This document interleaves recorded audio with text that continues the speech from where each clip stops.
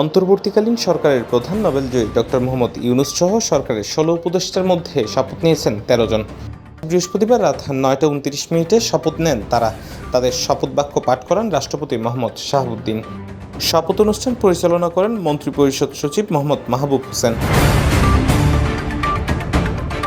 শপথ নেওয়া ১৩ উপদেষ্টা হলেন বাংলাদেশ ব্যাংকের সাবেক গভর্নর সালেহ উদ্দিন আহমেদ, ঢাকা বিশ্ববিদ্যালয়ের আইন বিভাগের শিক্ষক ডক্টর আসিফ নজরুল, মানবাধিকার সংগঠন অধিকারের সম্পাদক আদিলুর রহমান খান, সাবেক তত্ত্বাবধায়ক সরকারের উপদেষ্টা ও সাবেক attorney general A F Hasan Arif, সাবেক পররাষ্ট্র সচিব তৌহিদ হোসেন, বাংলাদেশ পরিবেশ আইনবিদ সমিতির বেলা প্রধান নির্বাহী ও সুপ্রিম কোর্টের আইনজীবী সৈয়দা রিজওয়ান হাসান, সাবেক নির্বাচন কমিশনার ও নিরাপত্তা বিশ্লেষক ব্রিগেডিয়ার জেনারেল অবসরপ্রাপ্ত এম শাখাওয়াত হোসেন।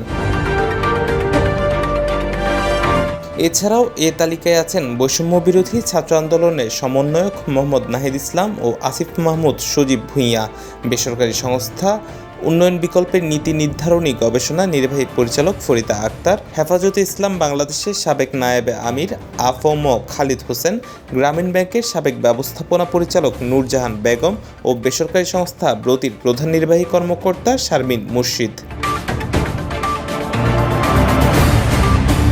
৩ জন উপদেষ্টা ঢাকার বাইরে থাকায় শপথ অনুষ্ঠানে আসতে পারেননি। তারা হলেন মুক্তিযুদ্ধের অপারেশন জ্যাকপটের অন্যতম নেতৃত্বদানকারী বীর প্রতীক ফারুকী আজম, সাবেক রাষ্ট্রদূত সুপ্রদীপ চাকমা ও জাতীয় মানসিক স্বাস্থ্য ইনস্টিটিউটের সাবেক পরিচালক অধ্যাপক doctor Bidhan Ranjan Roy. Desk news, CBN TV, USA।